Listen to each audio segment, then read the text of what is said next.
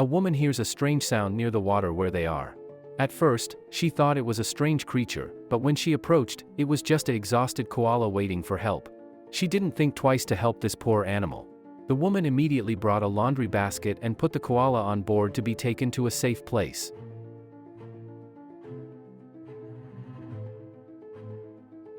But the woman was even more surprised when she found out that this koala was actually a mother, and she had a baby koala with her. That's why she chose to wait for someone who could rescue her because of the baby in her pouch. And after saving this mother koala, she took it to the forest and freed her again to live a new life with her baby.